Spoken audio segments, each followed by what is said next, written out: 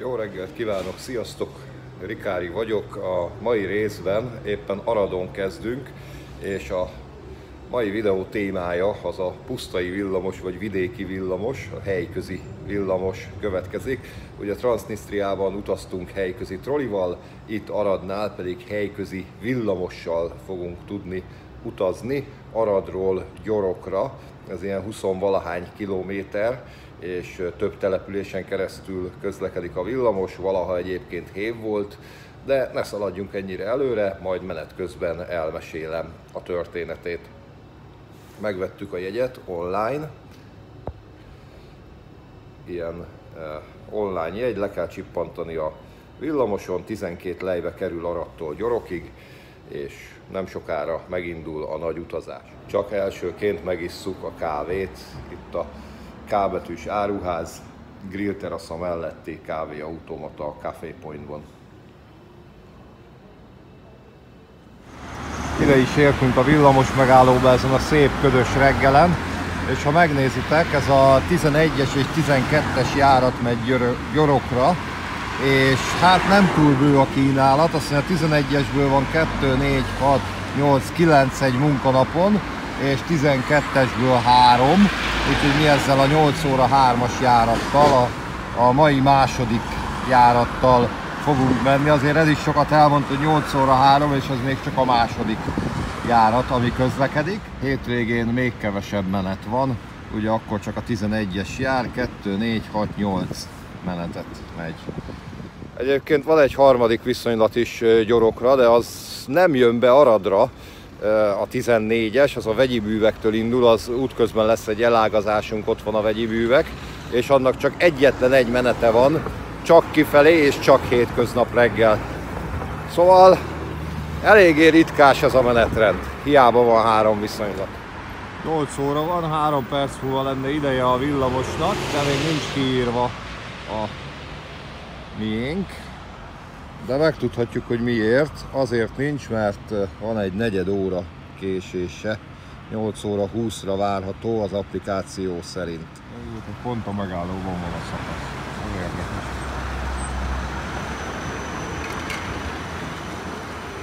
És meg is jött a villamosunk, 11-es. Úgy látszik, nem kell hinni a valós idejű adatoknak. Vagy behozta a késést a villamos, a fele tudja. Mindenesetre lecsippogtattuk a jegyet, és ez 2 órán keresztül érvényes. Persze nem megy annyit a villamos, innen kb. 1 óra a menetidő, a belvárosból kicsit több.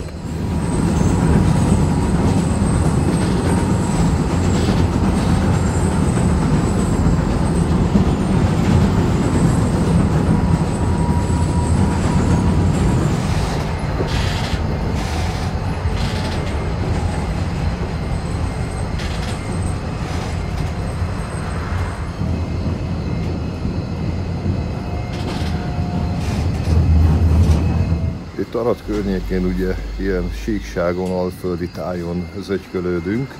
Ezt a vonalat annak idején viszont mégis Arad hegyaljai vasútnak hívták.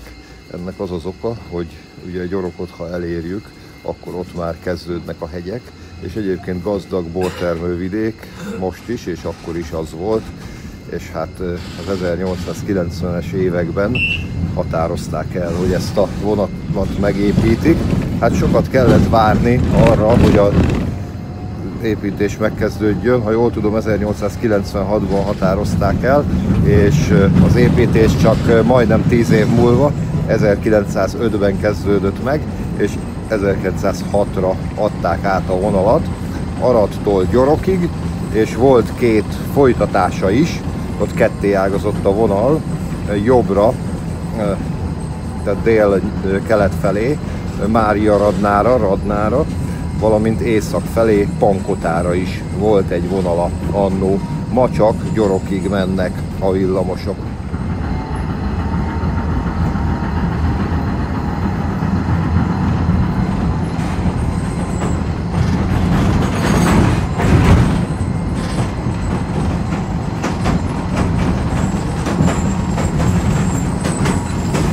A vonal egyébként Arad hegyaljai motorosított vasút néven indult meg, ugyanis annak idején motorkocsik közlekedtek rajta, méghozzá azok a motorkocsik itt helyben Aradon készültek, és benzin elektromos hajtásrendszerűek voltak, magyarul benzinesek és elektromos erőátvitellel. Aztán nagyon hamar a megnyitás után nagyon hamar döntöttek a felől, hogy villamosítják a vonalat. Ezt már gyakorlatilag egy évvel a megnyitó után eldöntötték, és 1911-ben megkezdték a villamosítást, 13-ra el is készült. Ekkor Ganz motorkocsikat szereztek be, és nagyon sokáig ezek közlekedtek. Ezek gyönyörű kocsik, ha találok róluk olyan képet, amit meg lehet osztani, akkor bevágom ide nektek. Mintha csak a Bivaj réten járnánk, tulajdonképpen most már a pusztában villamosozunk. Csak hát nem Budapesten vagyunk, hanem Arad mellett. Amúgy nem ez volt az első közlekedési eszköz Gyorok felé, ugyanis a Gyulafehérvári fővonal, a ma is létező fontos vasúti fővonal már akkor is létezett, viszont az a településeken kívül haladt, a hévet pedig a települések központjában a főút mellett vezették végig, és így személyszállítás szempontjából sokkal kedvezőbb volt a vonalvezetésük, és ez ma is így van. Megmutatom nektek, hogy merre haladunk, kirajzoltatni nem tudom a Google-val, mert nincs benne a GTFS-ben az aradi villamos hálózat. Ugye most Globovácon vagyunk, és Aradról Globovác, Szabadhely, Gyorokra megy a vonal, és ugye korábban ebbe az irányba, itt Lippa mellett van Máriaradna, a Marosnak az északi oldalán, a jobb partján, arra is folytatódott a vonal, illetve Világoson át Pakkotára. Ma viszont már csak ez az Arad és Gyorok közötti szakasza üzemel.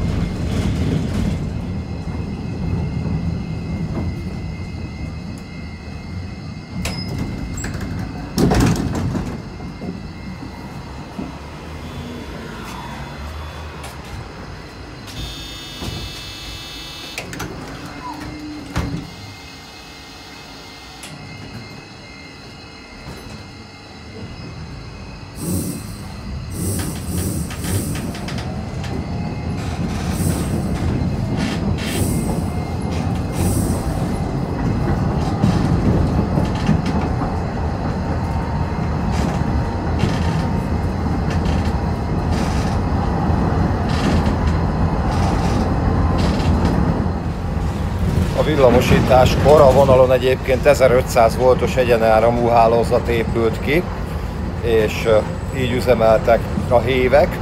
Ugye a Ganz motorkocsik mögé pótkocsikat kapcsoltak, amelyek a korábbi benzines motorkocsiknak a pótkocsijai voltak, illetve később a benzines kocsikat is átalakították pótkocsivá. Úgyhogy itt használták őket tovább, nem adták el máshova.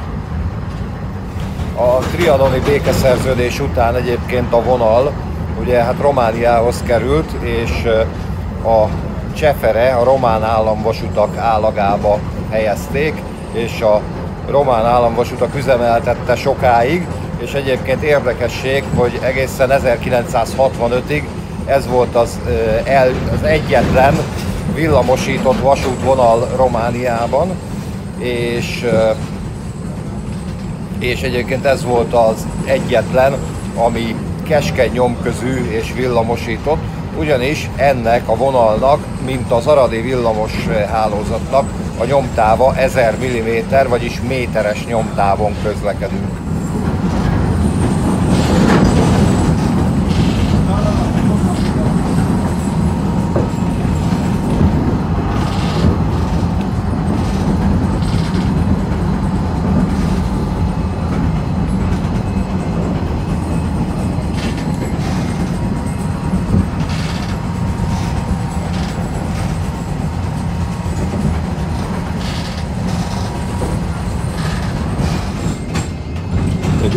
beárazást találunk, ugyanis erre bentebb, nem túl messze, egy vegyi üzem található. Idáig kétvágányú a pálya, ez valamikor a 60-as, 70-es években létesült, és akkor építették ki ezen a szakaszon a kétvágányú pályát, és akkor már ide a vegyi üzemhez villamosok közlekedtek.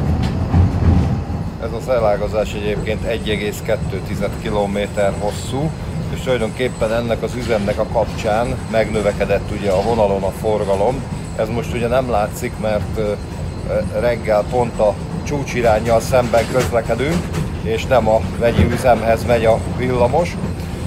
Viszont ezt követte az az intézkedés, hogy a vasúttársaságtól, a Cseferétől az aradi helyi közlekedési vállalat átvette a vonalat, és tulajdonképpen a hévüzem az villamos üzemmé alakult át.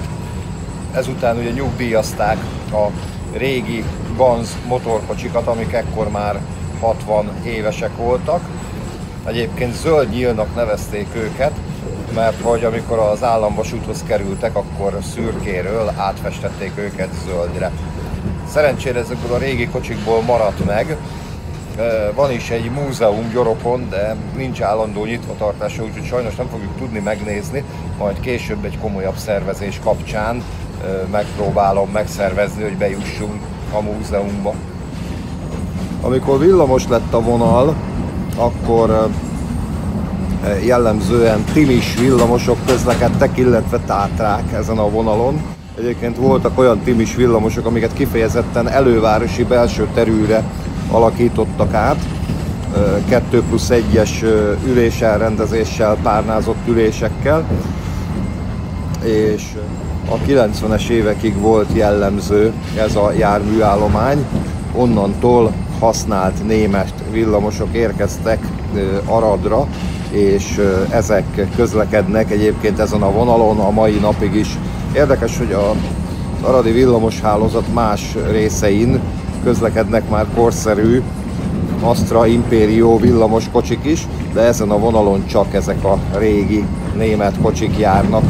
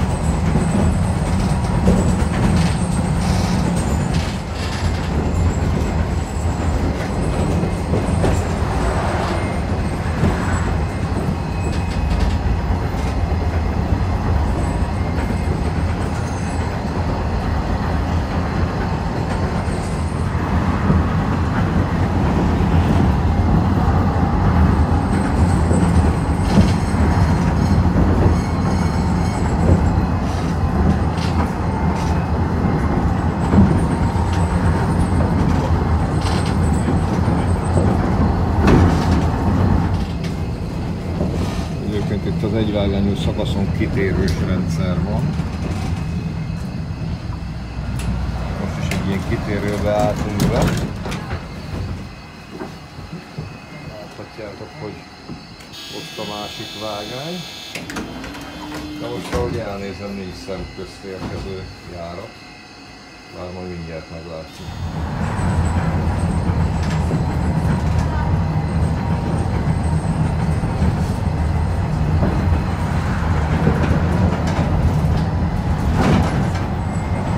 Kb. Félúton vagyunk, haladunk Gyorok felé.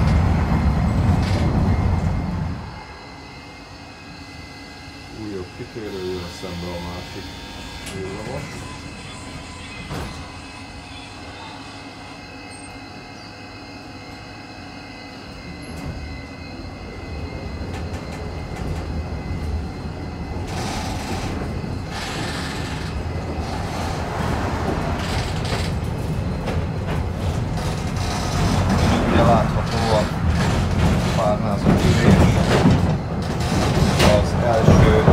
Kocsi részben 2+1-es az ülés elrendezés, mögöttem 1+1-es. Azt most nem tudom mutatni, mert ott elég sokan ülnek.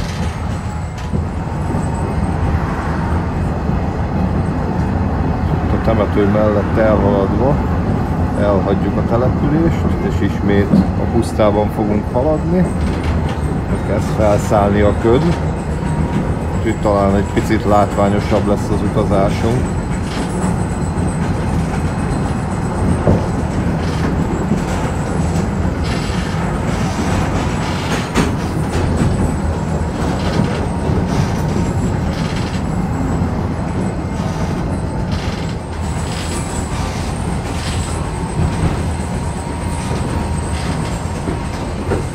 Romániában egyébként 1 órával később jön fel a nap, és ennek megfelelően 1 órával később is nyugszik le, hiszen ugye 1 órával más az időszámítás, ugye kelet-európai időszámítás van, és én egyébként nagyon élném ilyenkor télen, hogyha ez otthon is így lenne, de hát sajnos nem így van.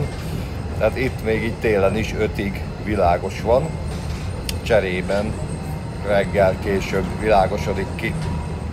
Egyébként ennek nem néztem utána, de valaki azt mondta, hogy állítólag eredetileg nálunk is ez az időszámítás volt, és az osztrák-magyar monarchiával vettük át ezt a Greenwich +1 óra időszámítást.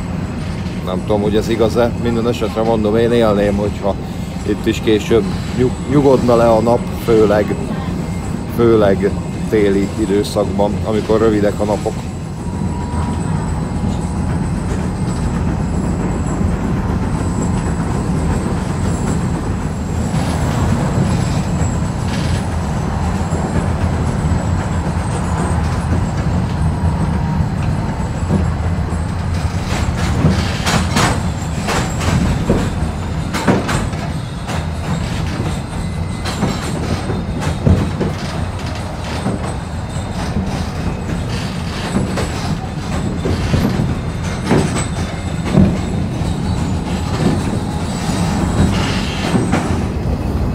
Egy delta vágányos kiágazás, erről nem is tudtam.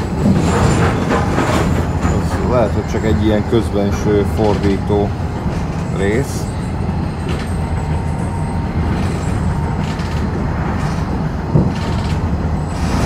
De nem akarok találgatni.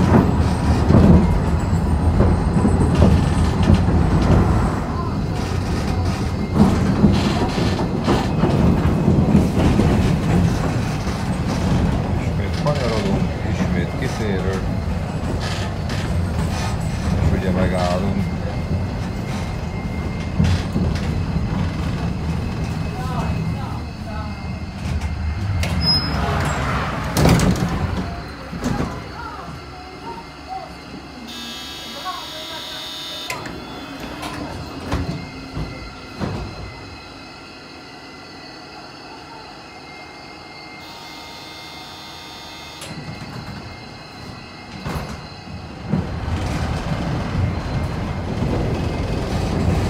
Vannak ilyen kis bodegák. Gondolom régen, nem tudom, hogy volt-e bakter még hév időben, vagy csak kis pénztár helyiség volt benne. Majdnem elütöttük a biciklist, nem nézett körül.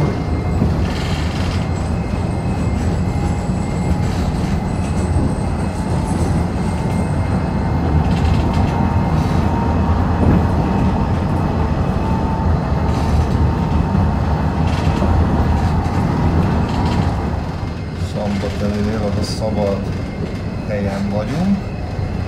Elkanyarodtunk ugye a Radnai főútról, és Gyorog felé haladunk a végállomás felé.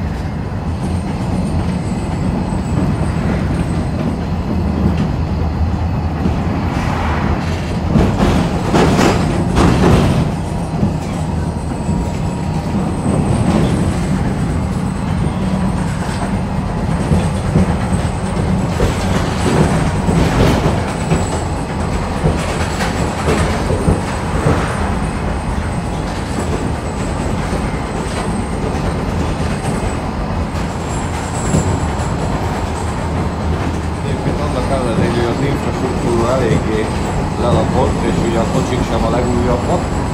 Van a villamoson wifi nem figyeltem, hogy a többi aradi villamoson is van-e, és nem próbáltam le, hogy működik, hanem majd mindjárt megpróbáljuk.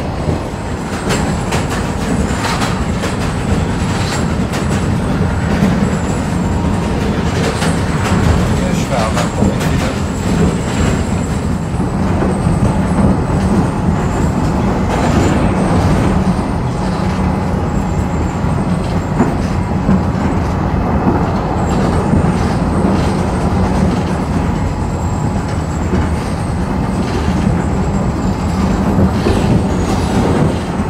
Egyébként valaha teherszállítás is volt ezen a vonalon, de ez a 50-es évek végén, azt hiszem talán 59-ben megszűnt.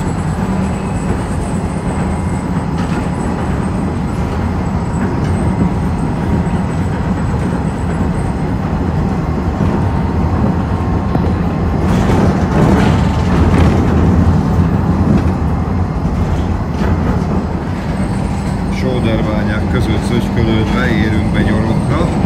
Keresztezni fogjuk a fővonalat, a vasúti fővonalat nem sokára.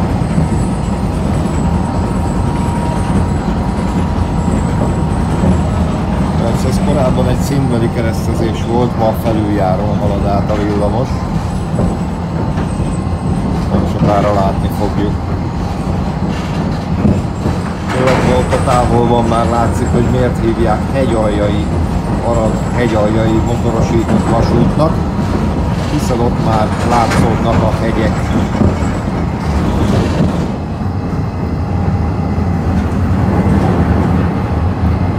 Valahol ott ment le a vasút, itt ugye a hídon két vágány van, és ott látszik a régi felső vezetéktartó oszlopok látszanak, amikor még lent ment a vasút. Illetve nem oszlopok, csak egy oszlop látszott.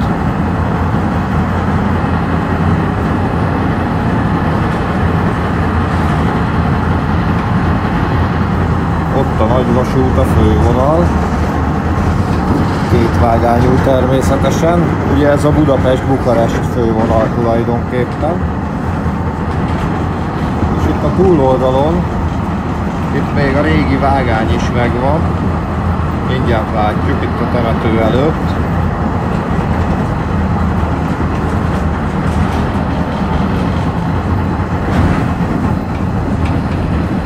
Mert hogy itt van a régi kocsiszín, és egyébként ebben működik maga a múzeum.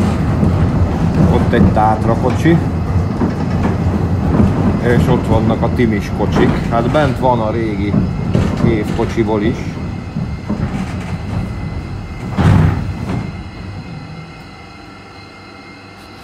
Ugye Timis villamos sem olyan sűrűn lehet ma már látni. Tudtommal közlekedni sehol nem közlekedik.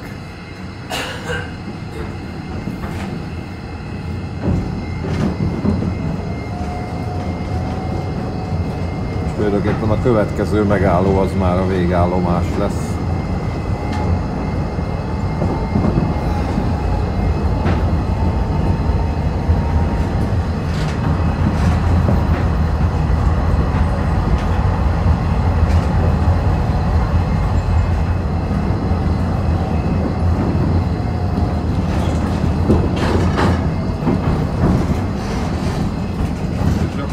Megérkeztünk a végállomásra. Itt egy ilyen delta vágány van, mindjárt megnézzük kívülről is. Érdekes lesz a villamosnak a fordulása is. Leszálltunk, megérkeztünk Gyorokra. Itt ugye az ívben állt meg a villamos, záródnak az ajtók, és a gyoroki templom előtt fordul a villamos. Érdekessége, hogy itt tulajdonképpen deltázik a villamos, ezt mindjárt fel is fogjuk venni. Ugye áthalad a váltón.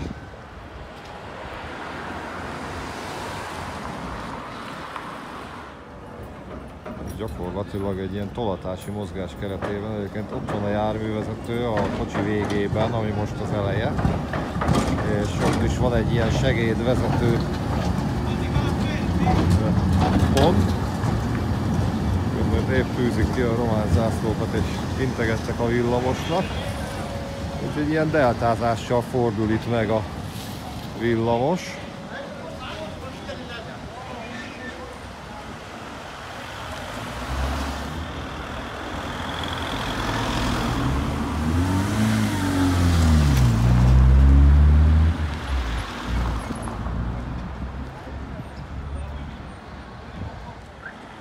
Egyébként itt a delta elágazás közepén van a tulajdonképpen állomási épület, ilyen, ha jól látom, 8-szög alakú.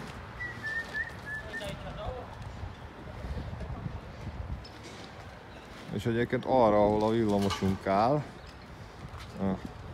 arra Pankota felé ment tovább a vonal. Emerre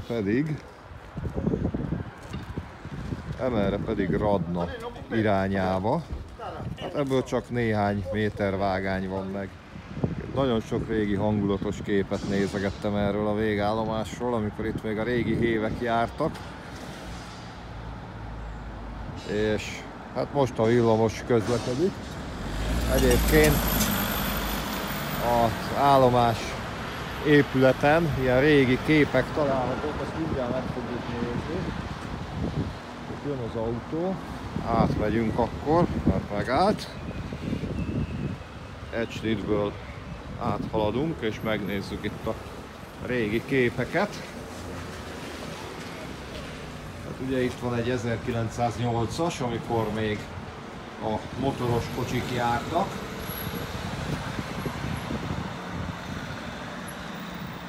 ...1906, ugye a megnyitás évében, az év végén nyílt meg a vonal. 1900, amikor ugye még nem létezett Gyorokon a hév.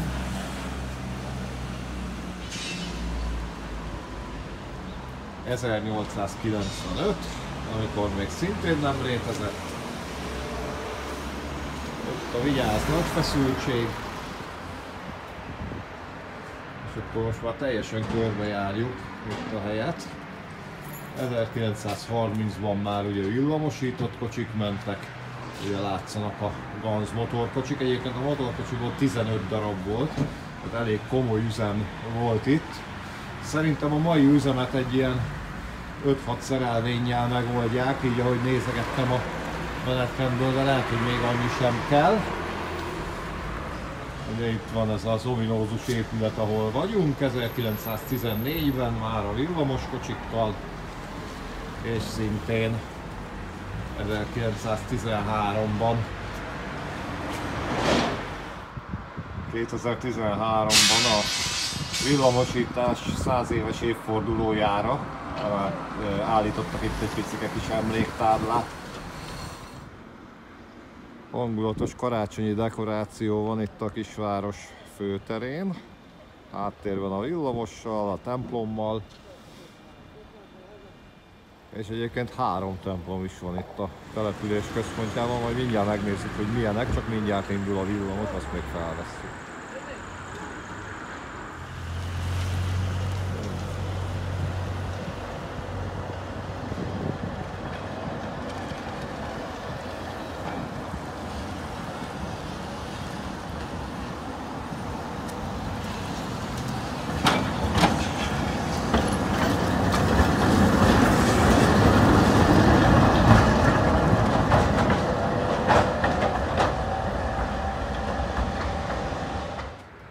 Itt, ha elnézünk a végállomásnak a végébe, elég hosszú kihúzó vágány van, gondolom itt félre lehet tenni egy kocsit, illetve hát annak idején dupla szerelvények is közlekedtek, ha jól tudom. Minden esetre itt a vágánynak itt a vége. Oda nézzetek, kisváros központjában is van nyilvános WC. És itt már véget ér a felső vezeték. Viszont ha egy kicsit tovább haladunk, akkor itt az ütközőbak után látható, hogy valaha itt a vágány tovább haladt, és tulajdonképpen mi egy jó 20 kilométert jöttünk, illetve kicsit kevesebbet, mert nem a belvárosban, nem a végállomáson ültünk fel, hanem a szálláshelyemnél, ami pont a Gyorok felé vezető vonal mellett volt, de ha látjátok, itt folytatódik a felső vezeték tartó oszlopok folytatódnak egy darabon, viszont vágány már nincsen, mert hogy amennyit jöttünk, annál még egy picit többet, azt hiszem, hogy 22 kilométert, Pankotáig tovább haladt ez a vonal. Itt vannak az elhagyott felső vezeték tartó oszlopok. Egyébként érdekes, hogy ilyen betonoszlopokra van, vasbetonoszlopokra van a felső vezeték építve. És hát egyébként ezeket a vonalakat, amik Gyoroktól tovább mentek, ugye egyrészt Világoson át Pankotáig, másrészt pedig Radnáig, Mária Radnáig.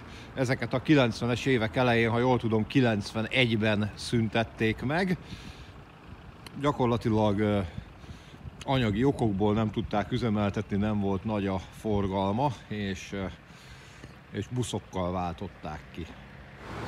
Hát gyakorlatilag itt mentek valaha a vágányok, itt már a felső vezeték tartó oszlopok is elfogytak. Gyoroknak is vége van.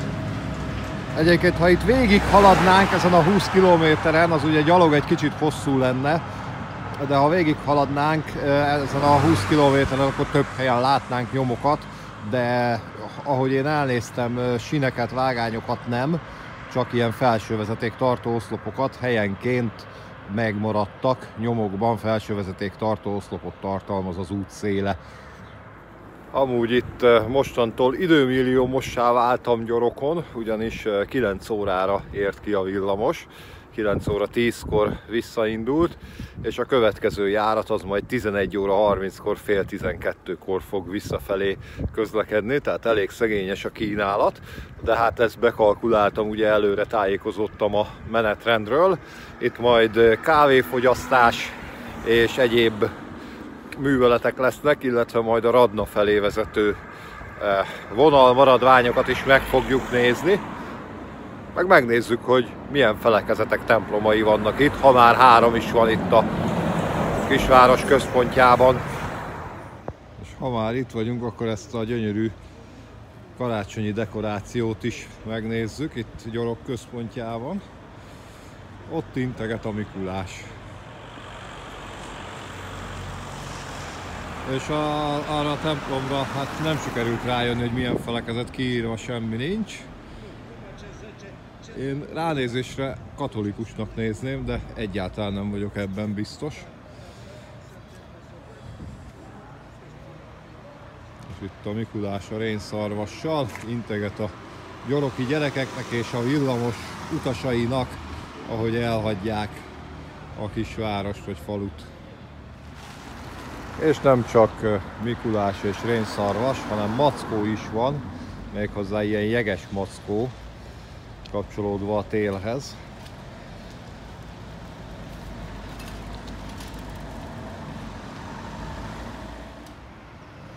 A karácsonyi dísz mögött pedig egy világháborús emlékmű, a nemzet hőseinek, az itt a felirat, Google fordító segítségével le tudtam fordítani. Egy síró vagy imádkozó nő alak, hogy a párját vagy a fiát síratja, aki elesett a háborúba, azt nem tudjuk. Minden esetre itt a dátumokból kiderül, hogy az első világháború és a második világháború áldozatainak állít emléket ez az emlékmű. Közben itt, amíg kivártuk a visszaindulást, vagy kivárjuk a visszaindulást, kisütött a nap, szép idő lett, úgyhogy jobb fényekben is fel tudom nektek venni itt a delta vágányt. Ugye abból az irányból fog érkezni a következő villamosunk, és ugye erre Radna, Mária Radna felé bekanyarodva fog megfordulni itt a delta vágányon, mint ahogy az érkezés után láthattuk. Természetesen ezt az érkezést is és a megfordulást is fel fogom venni. Ha innen a váltótól nézzük meg a dolgot, akkor kicsit a pályaállapotokba is betekinthetünk. Hát azért volna itt mit felújítani ezen a pályán, oda nézzetek ezt az illesztést. És ugye itt a váltó, ha jól látom, akkor rugós. Legalábbis mintha úgy tűnne, hogy ott lenne a szerkezet, ami visszahúzza a váltót egyenes irányba. És erre Mária Radna felé viszonylag rövidebb kihúzó áll rendelkezésre. Egy szerelvény be tud állni, talán egy dupla szerelvény is, de ebben nem vagyok biztos. És egy picit rátekintünk, hogy itt hogyan folytatódott valaha a villamosnak a vonala. Ugye itt is egy ütköző bakban végződik a vonal, a templomokról nem sokat tudtunk meg, úgyhogy semmilyen feliratot meg ilyesmit nem láttunk, csak a keresztet, illetve az egyiken mintha ez a buzogány lett volna, tehát a református, de ebben nem vagyok biztos, nem láttam jól. Minden esetre itt, ha elnézünk Radna felé, akkor itt is látszódnak a régi felsővezeték tartó oszlopok. Például ott a távolban is, de itt is látható egy, inkább a napfényes oldalról mutatom meg. Itt a figyelmeztető tábla, hogy vigyázat villamos. És hát ez tartotta valaha a munkavezetéket, és egészen Mária Radnáig közlekedett tovább a villamos, de látható, hogy itt a helye az már teljesen beépült, átépült. Én úgy tudom, hogy vágány nem maradt meg a régi vonalakból. Majd egyszer lehet, hogy bejárjuk egyébként, de ehhez szerintem valamilyen autós segítségre lenne szükség. Amúgy, ha elnézünk kicsit távolabbra, akkor az látszik, hogy egyszer csak a túloldalra kerülnek a felsővezeték tartó oszlopok. Úgyhogy itt valószínűleg átment, sőt biztos, hogy átment a vasút az út túloldalára, és ott folytatta Mária Radna felé az útját.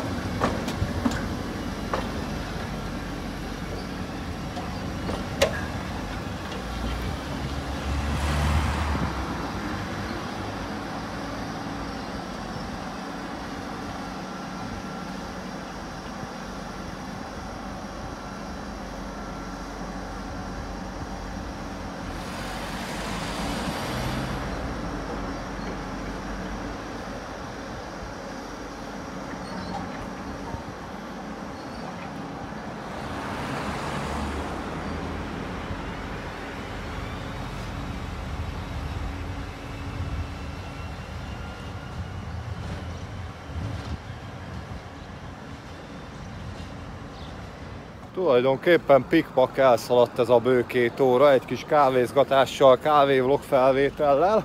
Ugye megérkezett a következő villamos, és most ezzel vissza fogunk haladni Aradra, de ezzel a visszaúttal nem lesz vége a mai történetnek, mert ugyanis ugye a terv az, hogy Pankotára is el fogunk menni.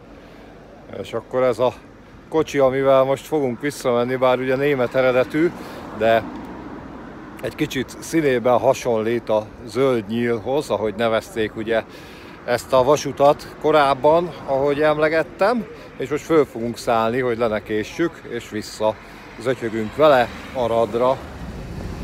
És már indulunk is vissza, eljött az indulási idő, a fél 12. Egy ilyen tényleg 2+1-es elrendezésű, egy 3 részes csuklós kocsival megyünk.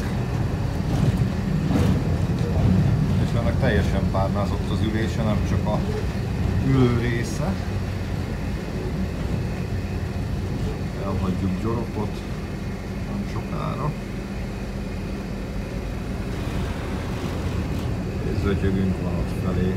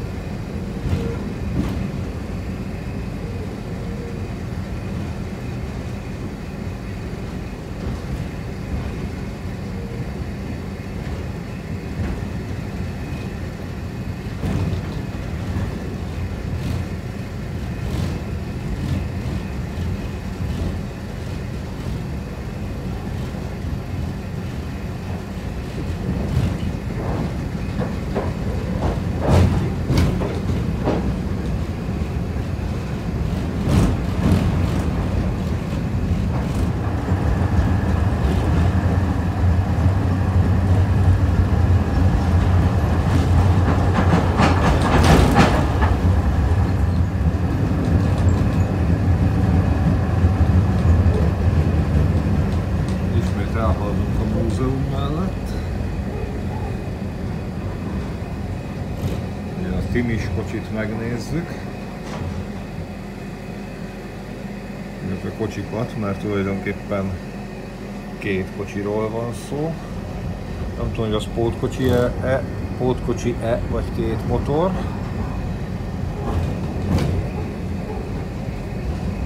Ugye a régi kocsiszín. Tátra, ilyenek még járnak Aradon, legalábbis hasonlók, és ott teherkocsik is láthatók. Egyszer megszervezzük, hogy eljöjjünk ide úgy, hogy a múzeumit is meg tudjuk nézni. És ugye ott a régi vágány, illetve a régi kocsi színbe bevezető vágány.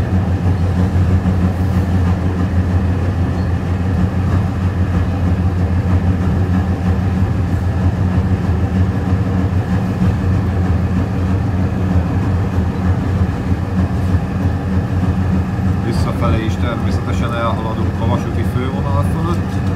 Az volt a terv, hogy egyik irányba vonattal utazzunk, de ez sajnos nem jön össze, mert olyan kevés vonat áll meg Gyoropon, hogy ez kivitelezhetetlen.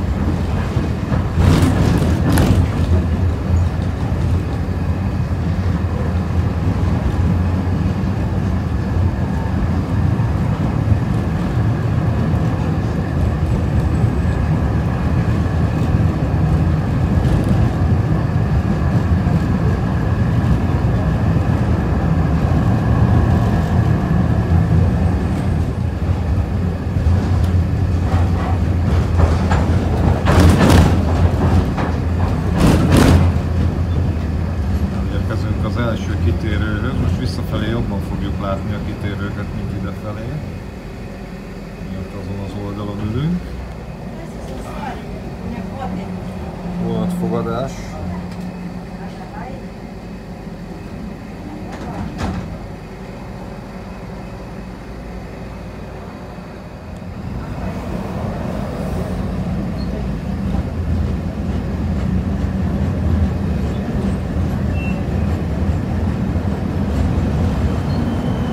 Itt a délelőtti órákon utazunk visszafelé, ezért nem hiszem, hogy fogunk látni szembejövő villamost a kitérőkön.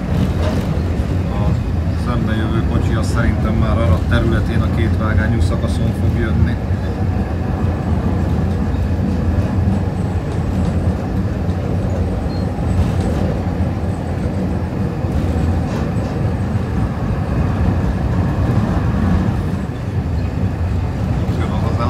Amit idefelé majdnem elszalasztottuk.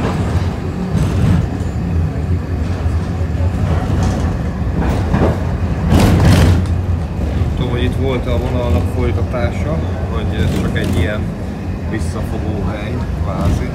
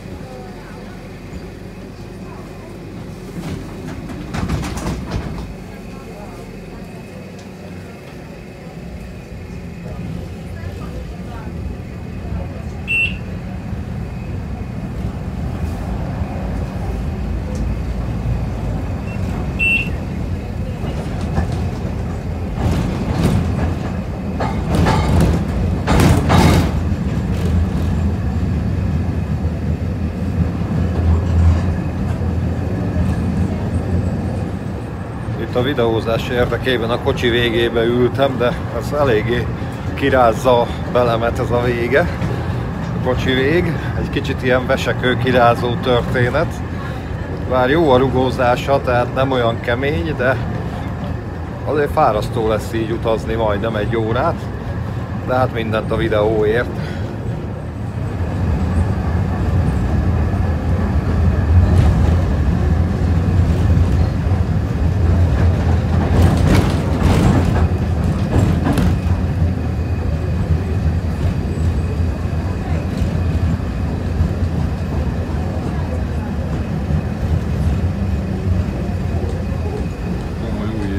Megálló vannak.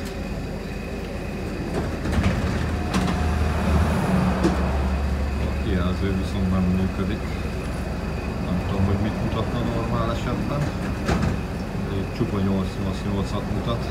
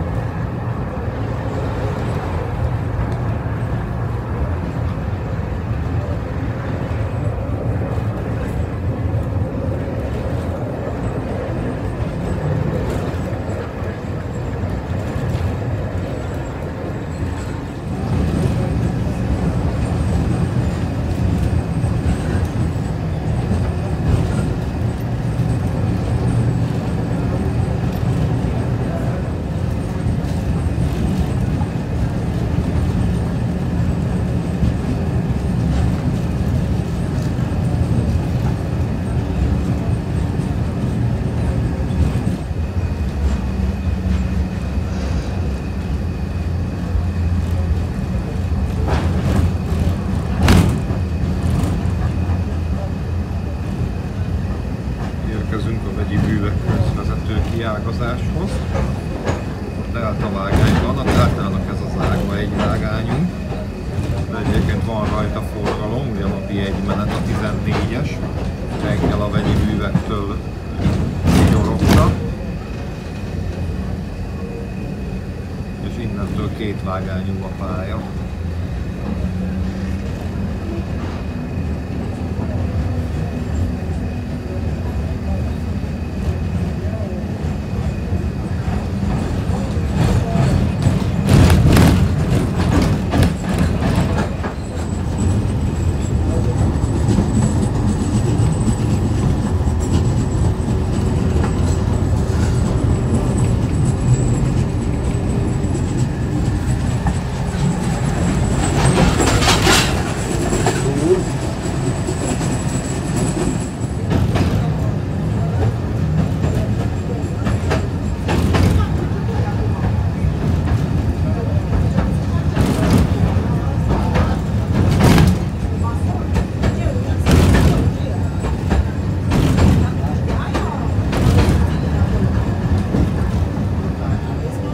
Kültelki villamosozás után most már érkezünk vissza Arad külsőre.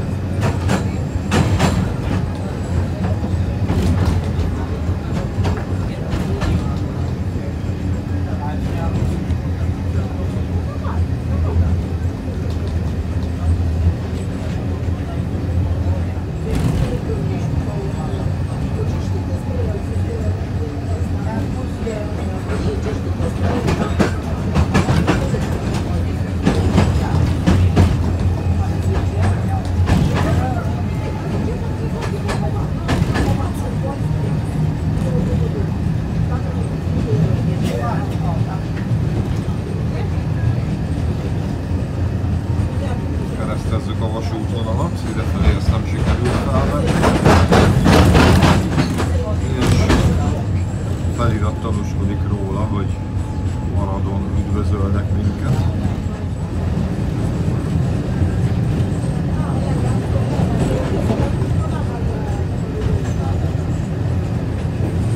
Városszéli távvezetékerdő.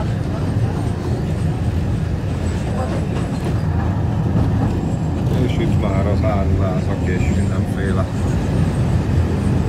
raktárak és telephelyen és autókereskedése. És itt már a városi villamos hálózatnak, villamos vasúti hálózatnak egy visszafogó helye, egy urokfordító.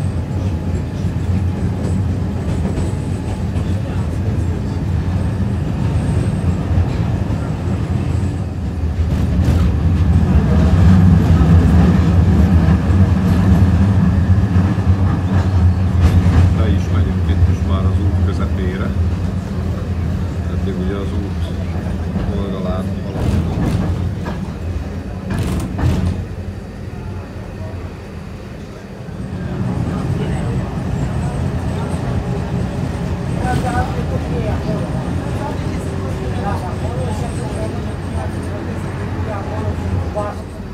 Egy delta vágányos elágazás, a városon belüli hálózat csatlakozik.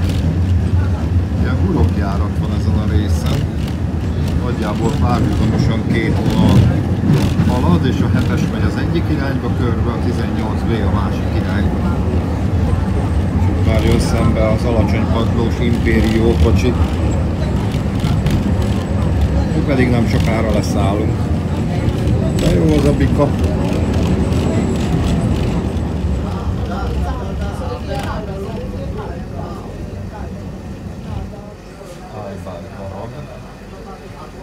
Kerékpáros barát város.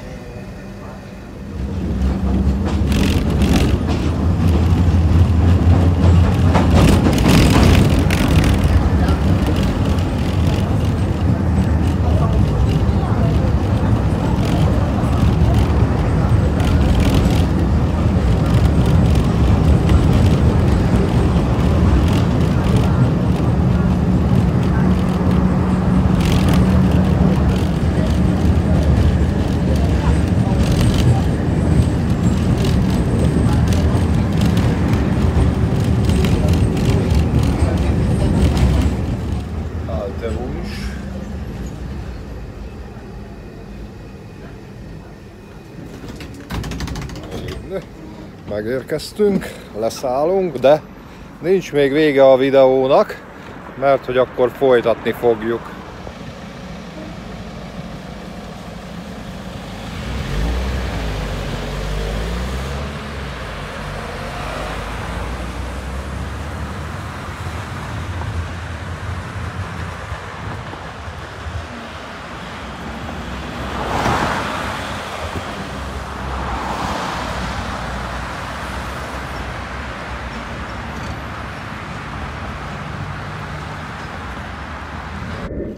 Az aradi városnézés komoly tanulságokkal ér véget. Végül nem mentem el még egyszer folytatni a városnézést, úgyhogy azt majd egy legközelebbi alkalommal fogom megtenni. Viszont egy másik kirándulást akartam tenni, de az se fog megtörténni, mert hogy azért Romániában a városi közlekedésre kicsit rá kell számolni időben, és nem annyit, mint otthon, hanem sokkal többet. És érdemes a legrövidebb utat választani, nem feltétlenül a legkényelmesebbet. Velem ugyanis az történt, hogy a szálláshelyemről a vasútállomásra többféle módon el lehet jutni, van közvetlen járat, de az idefelé egyenesen megy, visszafelé meg egy ilyen körjáratként. Ugye gondoltam, átszállás nélkül közlekedek.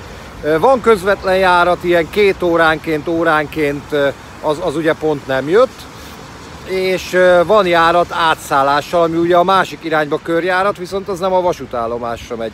Na, én a legkényelmesebbet választottam, a körjáratot, le is késtem a vonatomat, úgyhogy a kirándulásom, ez gyoroki lesz szerintem. Függöny van benne, meg minden, tök jó. Szóval a kirándulásom Pankotára nem jött össze, úgyhogy a gyoroki vonallal kapcsolatos felfedezés is félbe marad. Úgyhogy jó volt Gyorokon, de Pankotára most akkor nem jutunk el. B-terv, illetve C-tervet fogunk eszközölni. Békéscsabai városnézés lesz.